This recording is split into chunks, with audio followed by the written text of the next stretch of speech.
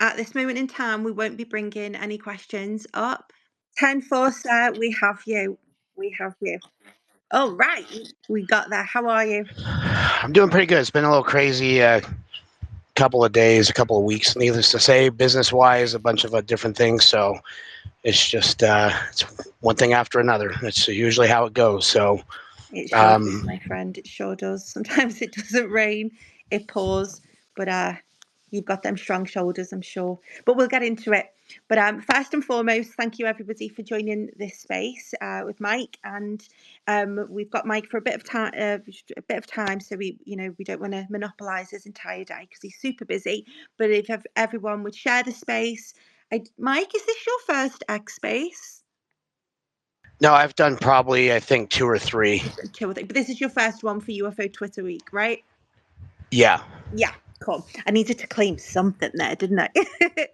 So right, we'll just dive into it, but please share the space, get people involved, because this is going to be hopefully, well, I know it will be a great conversation. So here we are, Mike, former US Marine, whistleblower that came forward a couple of years ago with testimony about the encounter you had while deployed in Indonesia in 2009, which many of us have heard your story. I think I first heard it on Sean Ryan's show and I was just blown away.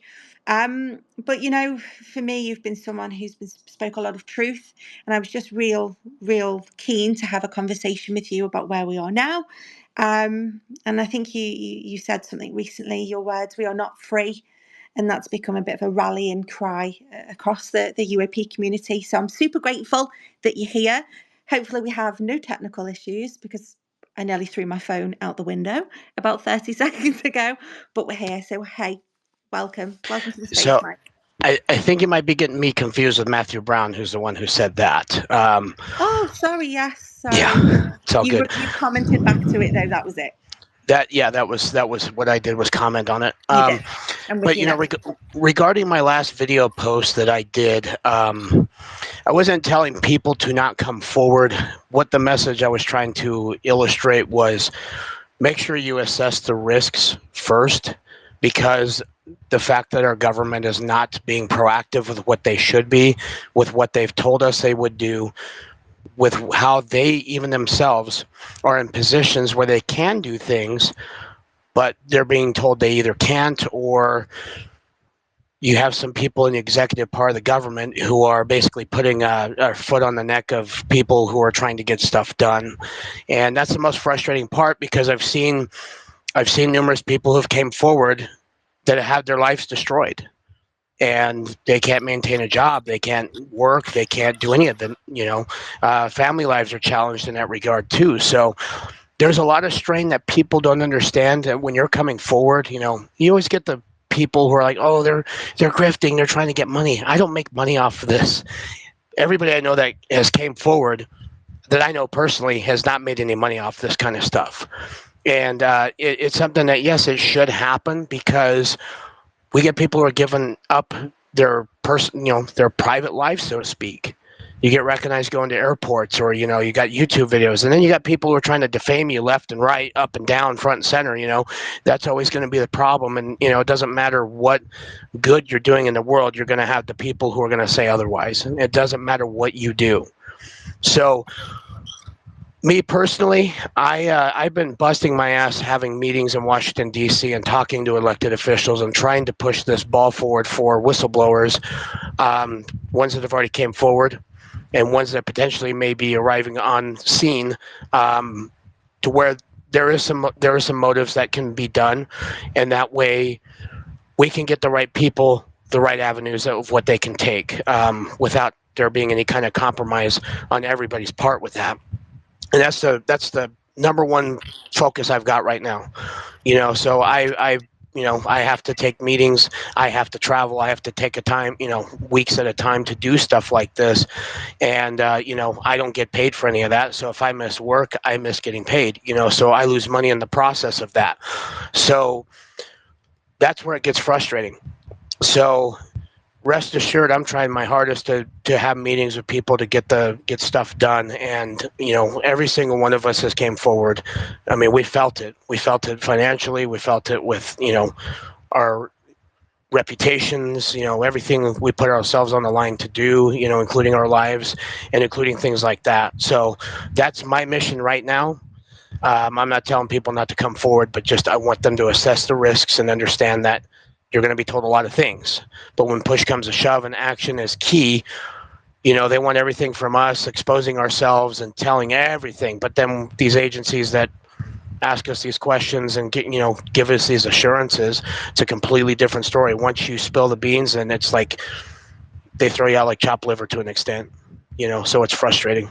Must be very frustrating, and I can't even begin to imagine the path that yourself and others like yourself are traversing and will have to traverse, because there are risks, and it's it doesn't seem the easiest route. And as a Brit, I don't, our system's a little bit differently over here, that our systems of power, but it just seems that with every stride forward, there's more obstacles. And how does that path to truth become more clear, Mike? How does the truth get out in a way that's conducive without these huge obstacles? It just seems you get one step forward and 10 steps back, hidden in corridors of power. And I just wonder if you could speak to that. How in an ideal world, how would you have things happen?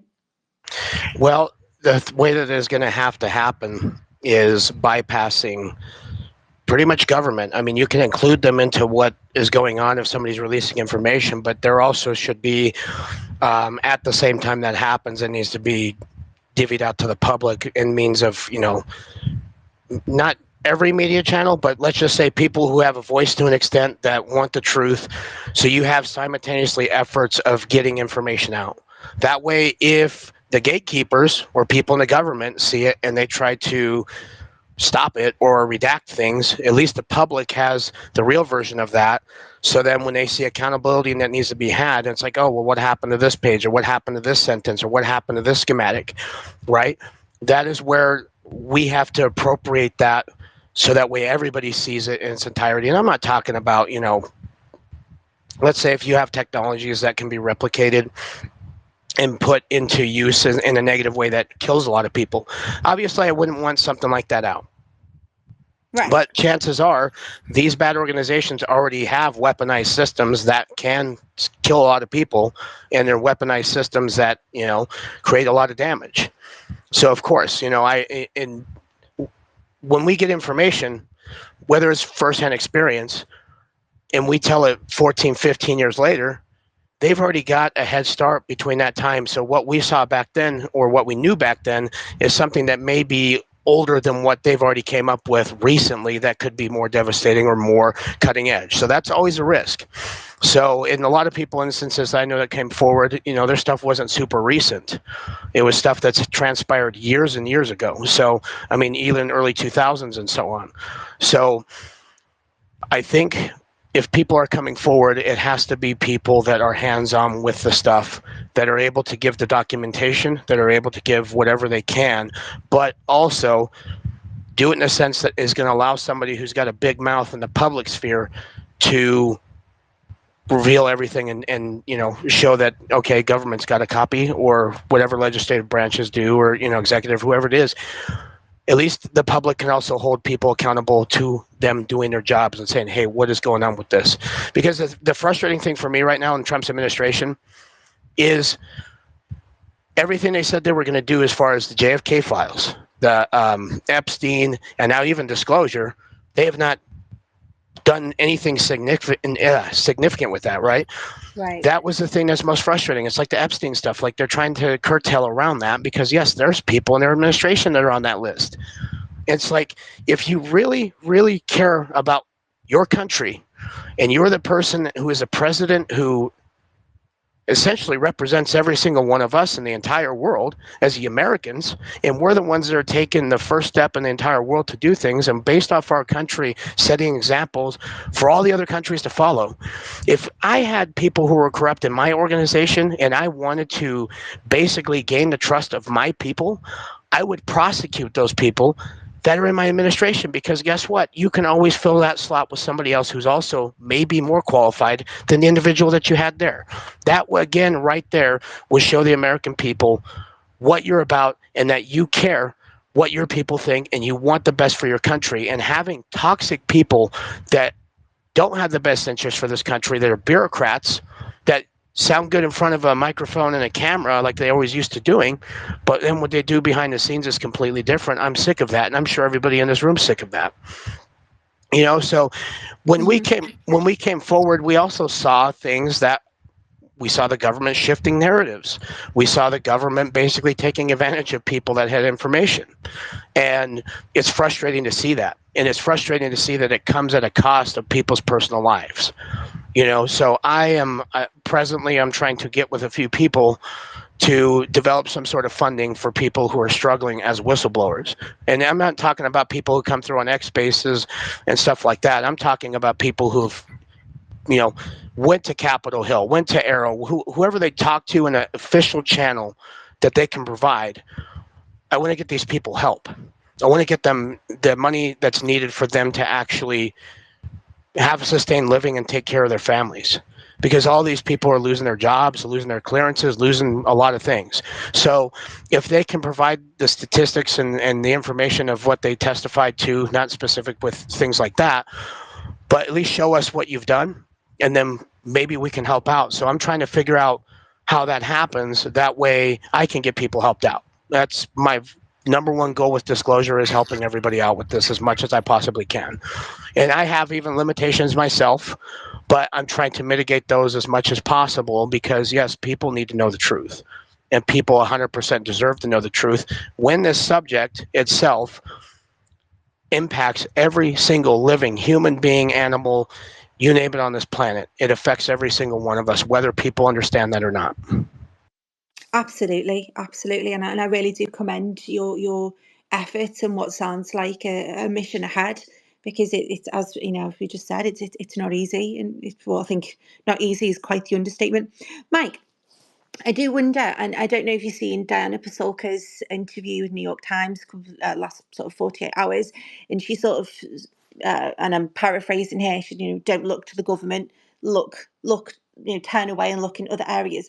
What's your, for like disclosure and so forth, what's your view on like the academic circles and the academic foundations joining this conversation? For example, we've got Soul Foundation, we've got other organisations that, you and I are probably aware of across the world that are coming into fruition. Is the academic side of this going to be really helpful, or well, can you speak to that a little bit perhaps? Well, I mean, I don't know anything about the academic side of things with disclosure. That's, I'm kind I of in think a it would be bubble with what I'm helpful. trying to do. I can only speculate, but again, this is something that I'm not really well versed in, and I honestly don't know what to say. I think that where I was getting to, if government aren't moving at the pace, and they're not, things aren't coming out the way we would like them to, if there's other avenues with academia, or if it's with public, I think that's kind of what I was talking to, if there's other Well, routes to get this information out. right, okay, that makes sense. Now, the thing I will say is, when has the government ever been speedy through a process with anything? Doesn't matter what it is, it's going to be a slow process regardless. I mean, it feels like every time they're doing something, they have to cover their own ass. And, which, I mean, yeah, there's things that you have to do that in the sake of national security to an extent, but there's things that don't need to, or it's got to go up a chain, or it has to be through an approval process. So as far as disclosure itself, yeah, the government's moving at the speed of a glacier. And there may be a reason for it. I don't know what the reason is. I'm not sitting there with these guys and, talking about the timeframes or whatnot. But I know that there are people in government who want to get ahead of this in the right way possible and do something about it, because what people need is evidence. It's Right. testimony is great, but it doesn't really go anywhere. And everybody needs to understand that. It's about evidence. It's clear-cut evidence. And the thing is even about the evidence, it has to be real evidence. It cannot be something that's fraudulent, right? It has to be concise. It has to be supported. It has to be backed up. And that is what will help with disclosure. Now, if people have their own events that, again, it's their interpretation.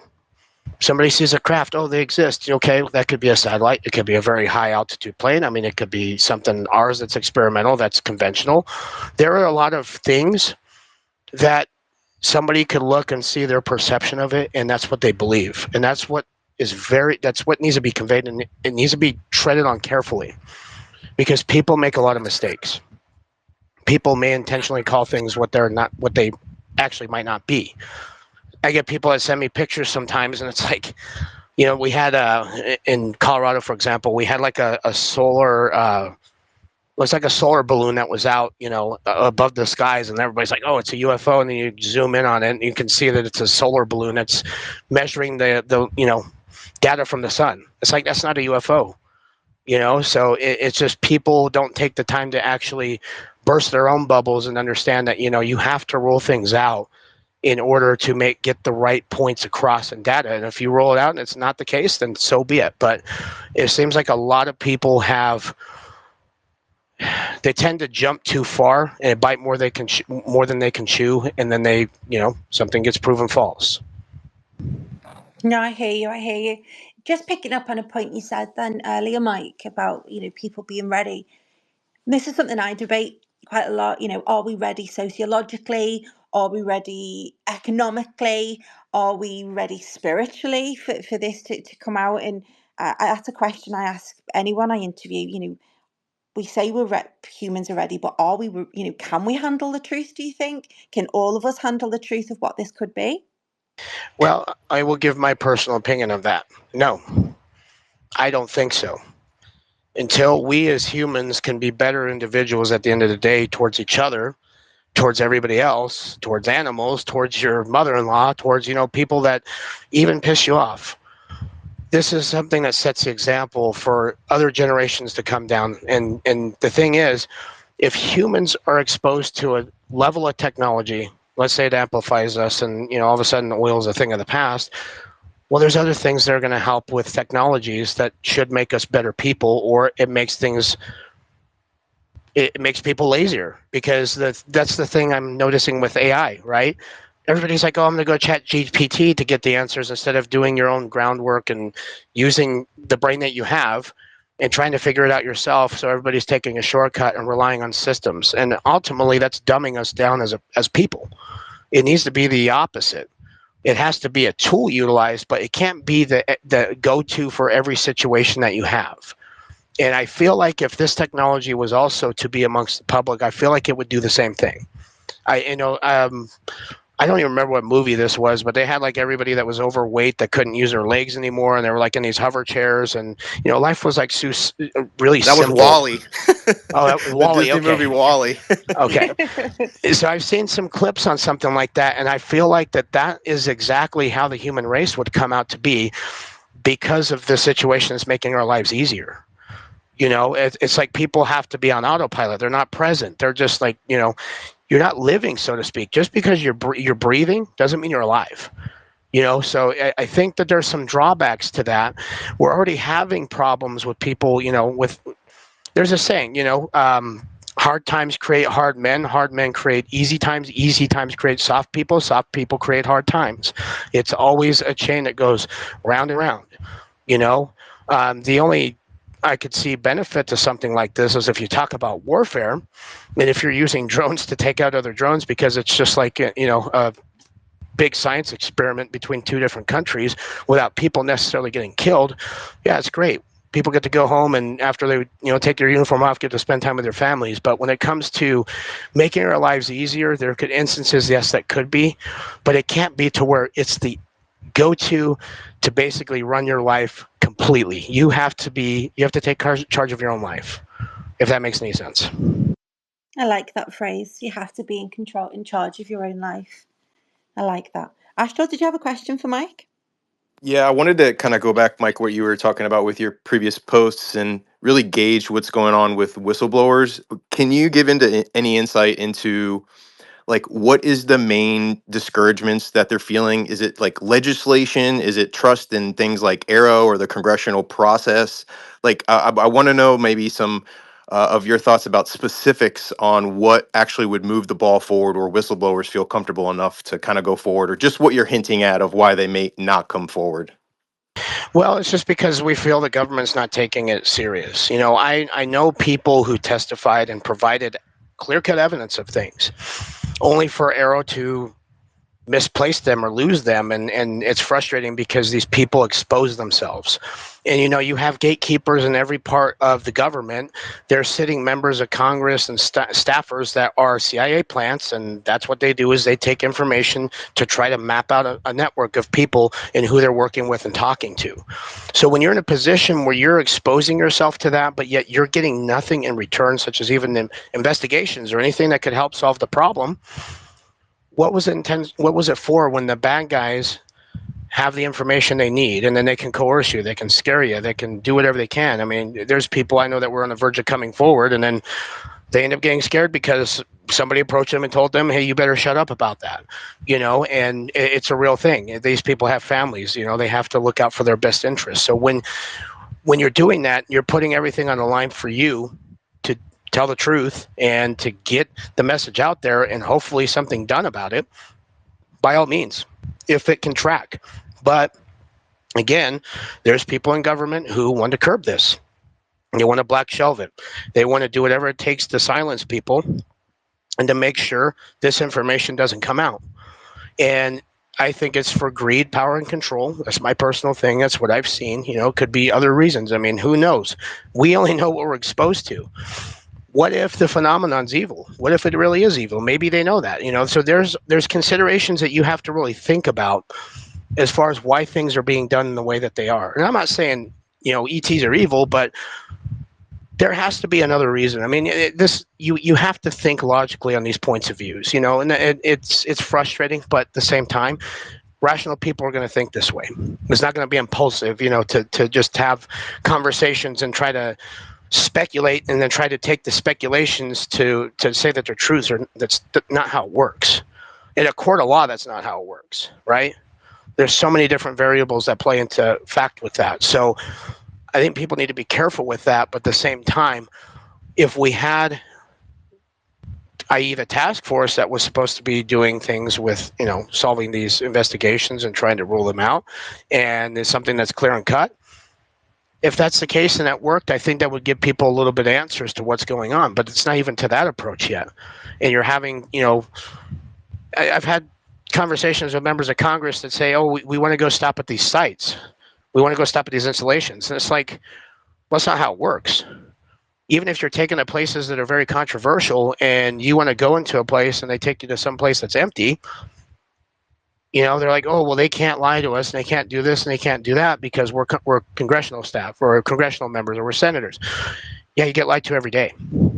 There's a whole thing with, privatized corporations, for example. I mean, when you talk about people getting charged, $30,000 for a hammer, for example, for contracting companies, that's the biggest example, So their government gets lied to every single day, but at the same time, it's also doing the lying too. So until there's something that is clear, precise with taking information and actually able to take that information to investigate it and to help people, I don't think the government's going to do their job until then. Also, I mean, let's be honest, the politicians like to get money.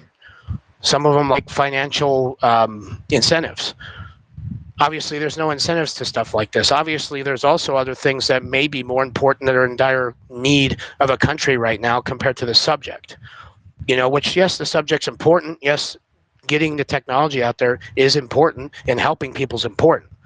But there is a process and a system, and until that process and system is built up and proven, we're going to have a hard time with this. I wonder too. You kind of hinted at a little bit of a catastrophic disclosure. Do you feel like, and I feel like an example would be you when you requested your memorandum of record for Arrow. It's almost like trying to catch the cover up and be able to have documentation of it. Like, how do you see still whistleblowers, getting their information out to the public, but still feeling that they're safe, but not going through the official routes, like, not going through Arrow and, congressional and waiting on legislation? Do you see a alternative movement, a quote, catastrophic movement from whistleblowers who start coordinating together? Well, the problem is you're introducing them to a system that's not holding them accountable, if that makes sense, right? If you lie to Congress, you lie to Senate, that's prison time. If somebody's stupid to doing that, then by all means, go ahead and do that. Go spend your time in prison, whatever it might be. But That's why these channels exist, is to basically filter people to the appropriate areas, right? And if somebody's going to do that, because yes, you do have certain benefits such as protection. You have certain things where people in the government know who you are. It's catch-22 with that being said, because then everybody knows who you are in the government, good or bad.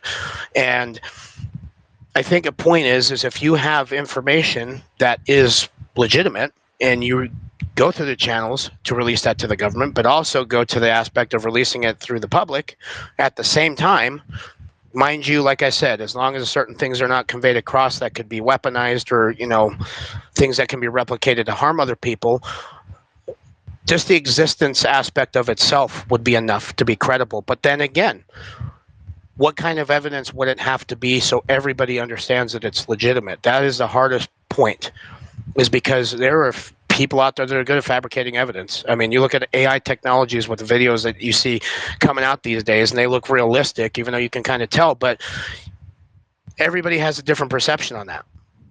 So it's something that you have to tread very carefully in doing so. It could, again, it just has to be thought out differently. It can't just be sporadic and impulsive. It has to be calculated. That's a great answer, Mike. It really was. So, as for what lever or what process is that part of the mission that you're working on now? Is putting together some kind of lever or mechanism that can be pulled that will allow this to happen a bit more slicker. That's probably the wrong word, but is that kind of where your headspace is at the moment? You're working towards having some kind of lever that can be pulled that will help whistleblowers in a faster and more productive way. Is that kind of what you're saying? Absolutely, and they have to be legitimate whistleblowers, meaning they had to go through the appropriate channels. And I can't, like, it can't just be somebody who's like, oh, I'm on Reddit and I just here's a good story, and it's false, right? Or there's you want somebody who's went through the channels because they're putting skin in the game. And if they're putting skin in the game and they're exposing themselves and signing that line that says, oh yeah, if I commit perjury, it's 5 years in prison.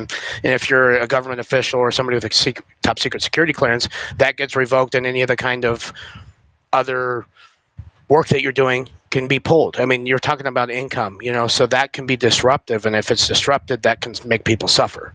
So like I said, it has to be very calculated with that. And if there was a lever to pull that, then yeah. I mean, but again, it's a very tricky situation. And some people jump into this realm thinking that, oh, my story is going to break open everything. That's not the case. Like I said, testimony is not enough. It's got to be evidence-based results, and that's how it has to work. And for disclosure, that's exactly what is needed. I hear you. Sim, do you have a question for Mike? I was wondering hi, Mike. Thanks for doing Spaces and UFO Twitter Week, and thanks for your service. I'm wondering what your opinion is on that Wall Street Journal interview article talking about they downplay the secondary history that Herrera was going to bring out, and they call it, well, it was a lot of hazing. And I happen to believe there are some psyops involved in all this that are targeting some, top officers. They're the ones that brought up top officers, and that's a nice umbrella to be able to just throw over top of any legitimate claims made by legitimate people in those positions. But what's your opinion on that? Do you think it is just an effort at cover up, or do you think they're really downplaying some of the things that they've done to their own people, to American people? What's your opinion? I think it's all the above. I think there's partials to everything with that. That's a good question in itself, and that's how they cover multiples avenue.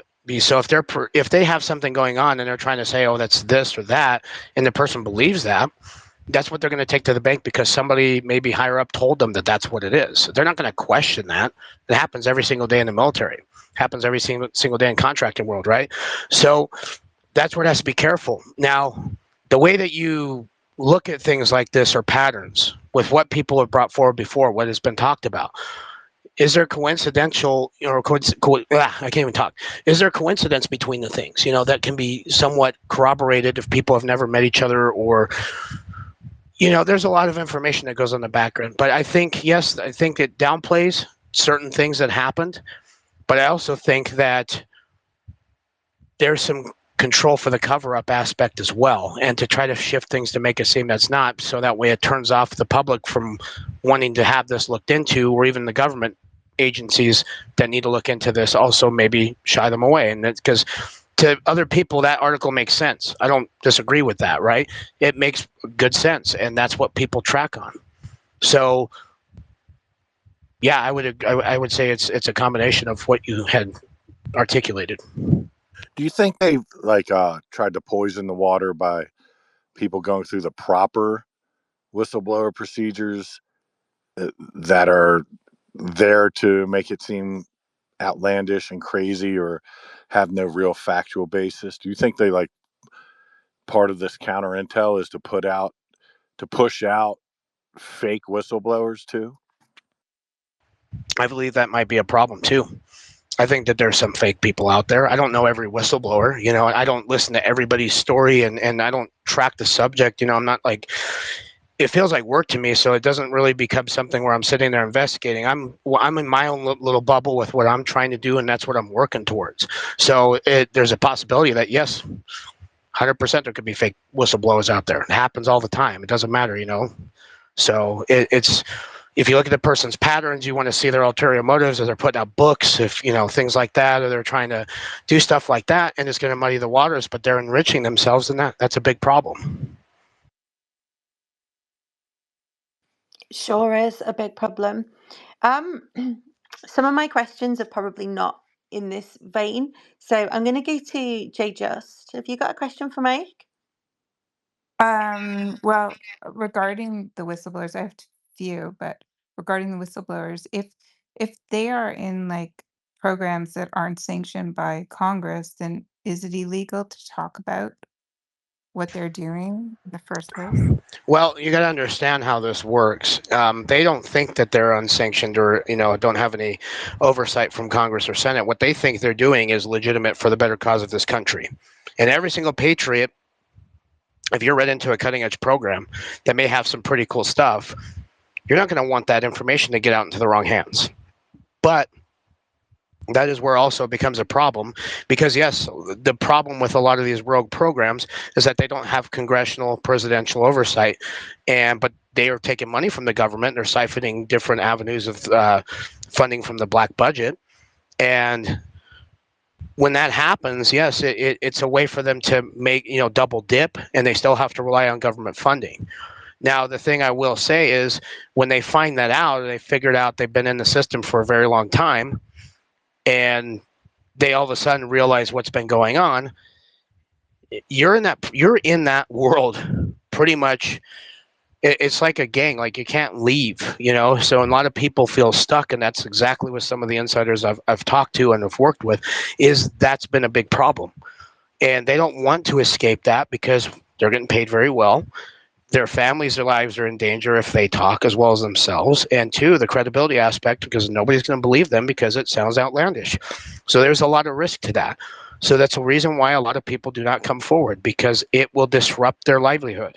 And if, like I said, if they were legit, they could provide substantial proof of what they're doing, what they're a part of, and maybe get into an avenue to where we can get funding for them, and then they can spill the beans and everybody can move on. I don't think the thing with disclosure too is, I think if it was actually to move forward in the way that everybody wants it to, I think it would be a flash in the pan, because the next day there's something else that happens that takes everybody's attention, so this is the other problem, is when somebody comes out with something, that aspect also applies, right? Because now, China's invading Taiwan or something, and all of a sudden everybody's focus is towards that, or Kim Kardashian's wearing a different dress, so everybody's attention's to that.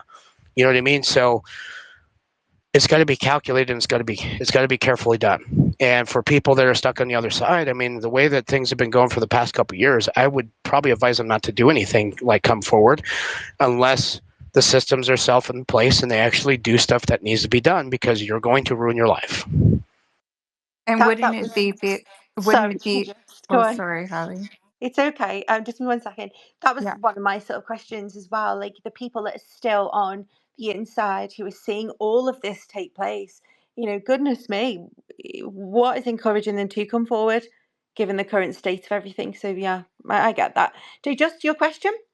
Yeah, I have another question, also comment. I want to say, like, also in the case of national security, I mean, there should be some system in place to preserve that as well, That's like what the same Arrow as is that. for to do, and that's why going through the government channels is necessary, because it can help with that.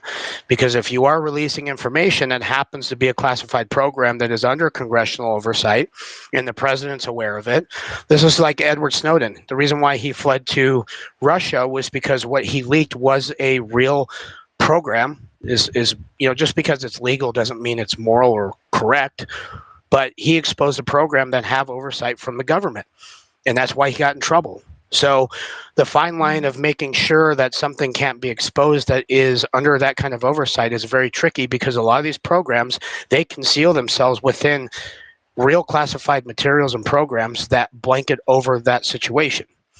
So you have to navigate that fine line, because if you expose it and it's connected to something that might be legitimately classified, they're going to be going to prison for a very long time, and they're not going to like their life, so it's got to be carefully done. And that's where you have to navigate. You have to be very precise with what you're doing. If somebody's in a position like that, it has to be done carefully. Just seems like, incredible to me that if this is true, that we just don't have like some sort of blanket statement that the president can read and say. But anyways, I had another question. Um, Regarding Skywatcher, I know you're friends with some of them recently.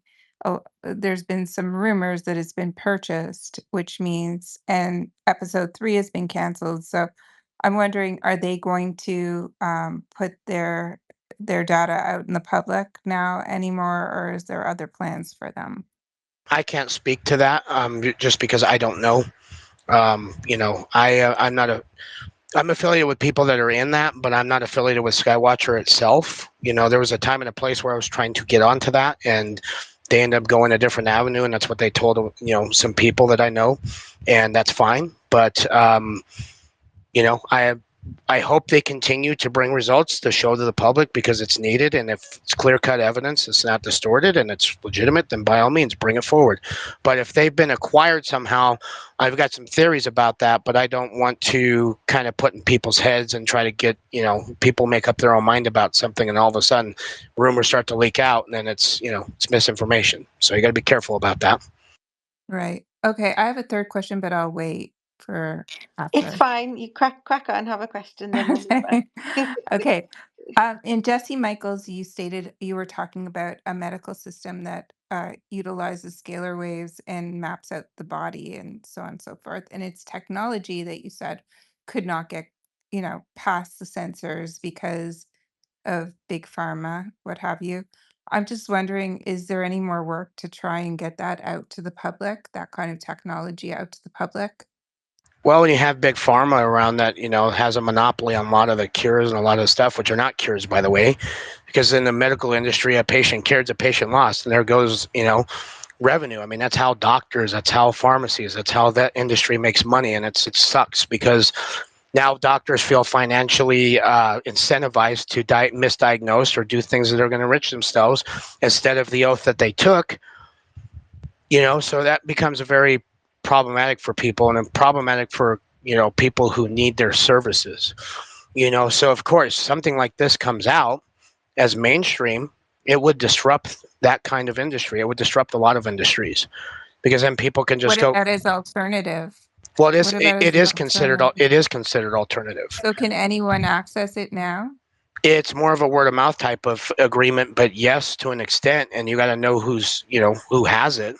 And then the Mhm. people I know probably aren't the only ones that do, but they don't go broadcasting it, say, I've got this, because then they open the door for bad key players to go in there and try to seize or whatever it is.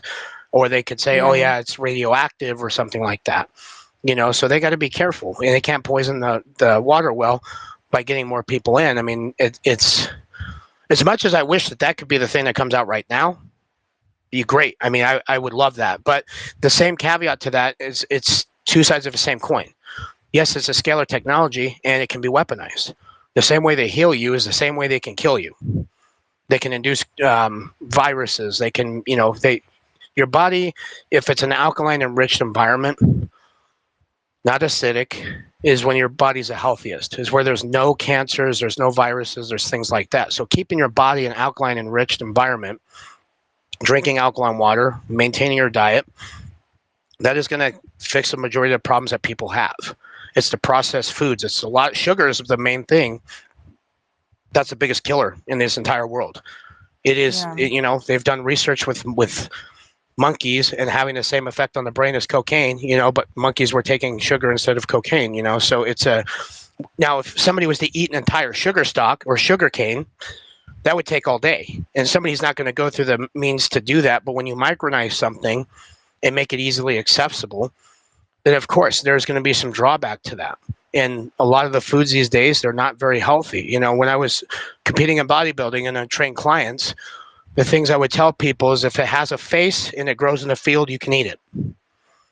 And that's the thing is the meats you got to be careful of too, depending on where they're sourced, because they're, and even the way you cook it, produces carcinogens, so you have to be careful and know what you're doing if you're going to absolutely be healthy. And I think that these fad diets are a little bit, they're a little bit out of control. And it's just more common sense based eating and eating off intuition, for example, right? Eat when you're hungry, drink when you're thirsty. That's going to help you. So the best bet without relying on technology to help you is just to be a healthy individual and just take care of yourself as best as you possibly can. Absolutely. I couldn't agree with you anymore. As a British person and having friends in other countries and the difference in our foods, it's quite interesting. That brings me to my next point, Mike, really, just shifting gears slightly. Um, I'm very much on the consciousness side of this conversation and the way I eat and the protocols I have in my life is part of my connection, as connection to all, and some of the protocols I use previously and human initiated contact and CE5 and type things. And it's really interesting when you meet people who live to a certain set of protocols through their diet and how they have a connection.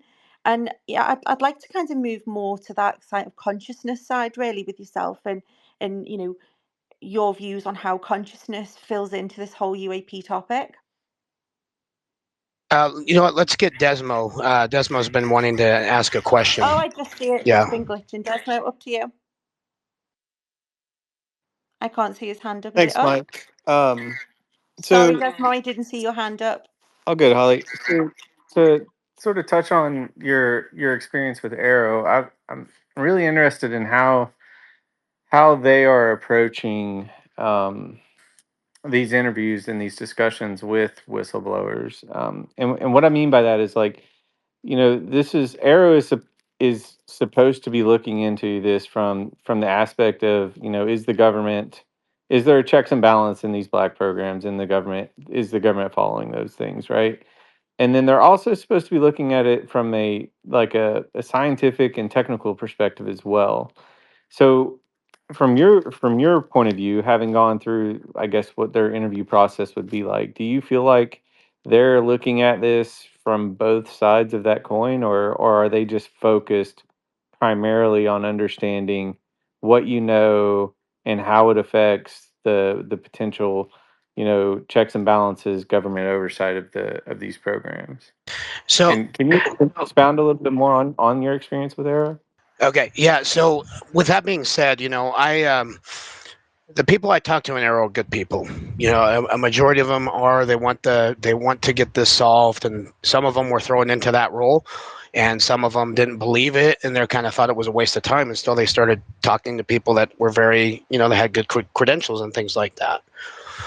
I think for a majority that the people in there are good, but whatever the key leader who oversees that, whatever their objective is going to be, that's what people are going to fall under.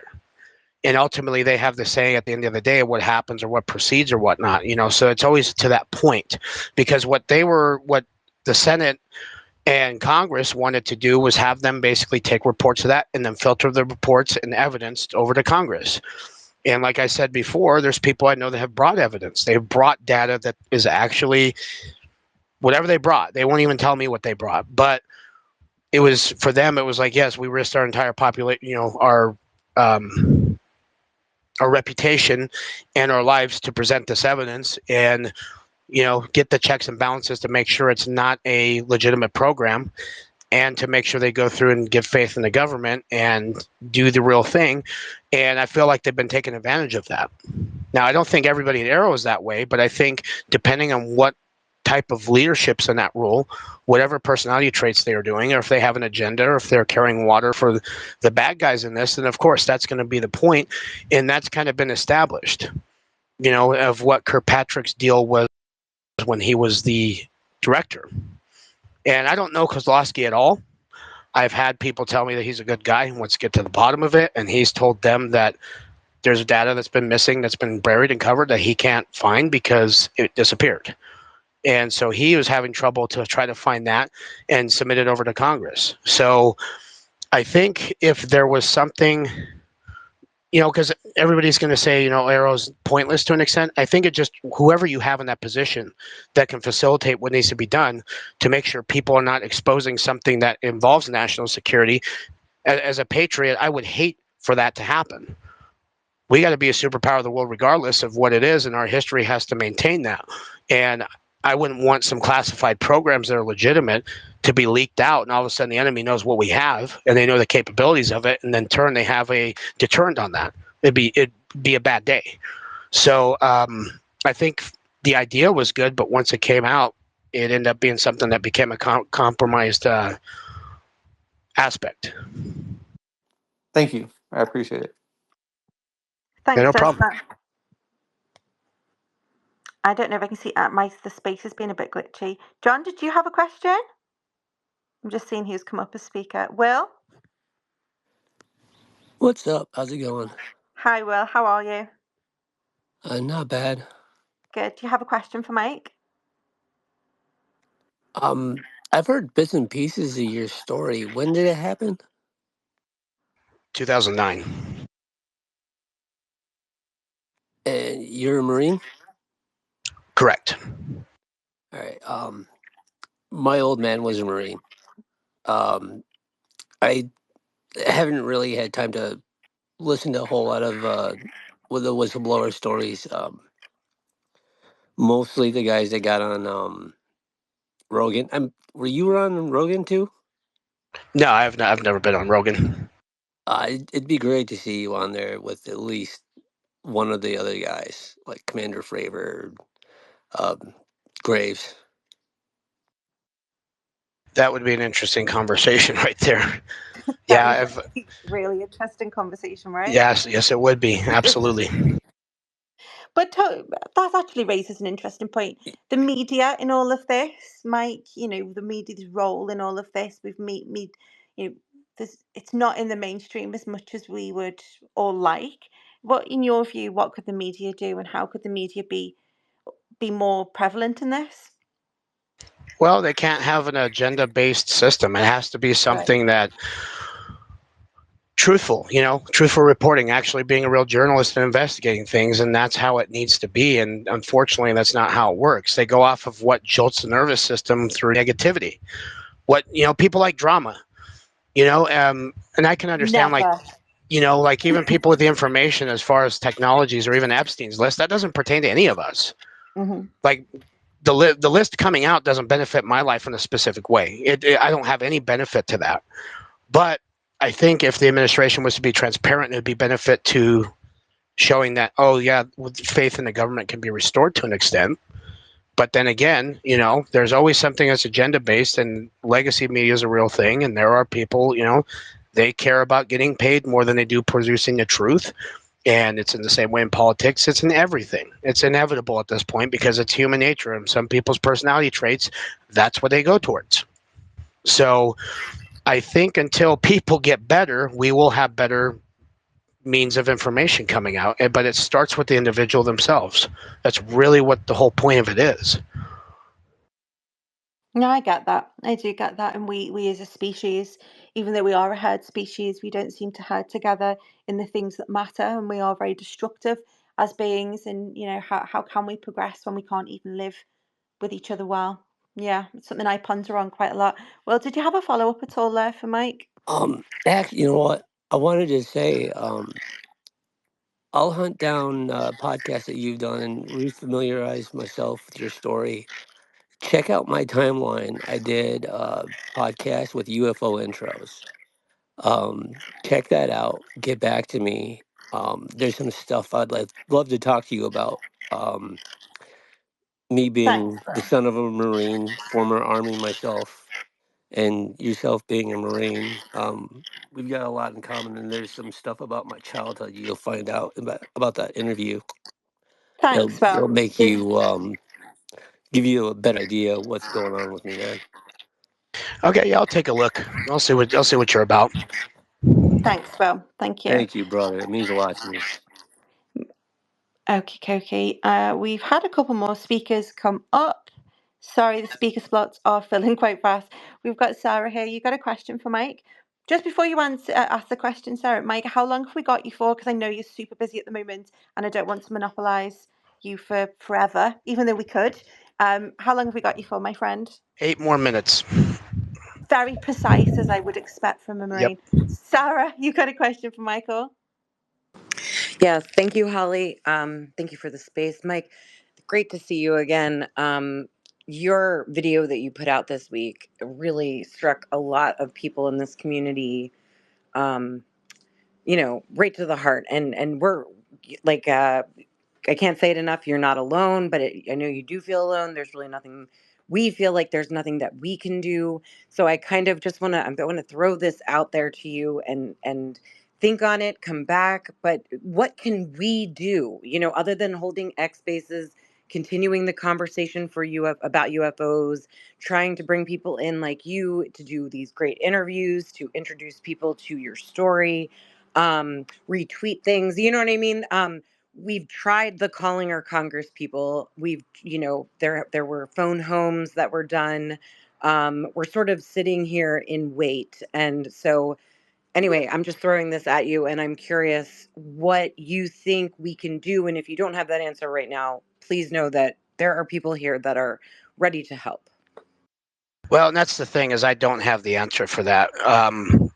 You know, uh, in my position, and what I'm fed up with is seeing how people that I know came forward have been treated and have basically been pissed on, lied to, and it's something that it sucks to see that, and it gets frustrating because these are some good people. These are people who gave up their lives, and they're struggling at home financially. They're struggling with their families because what they talk about is, yes, it's over the top, but doesn't mean it exists just because, majority of people in this chat have never seen $1 million like I have. They've never had that in their bank account, but some people think that's impossible to get, and it's not, right?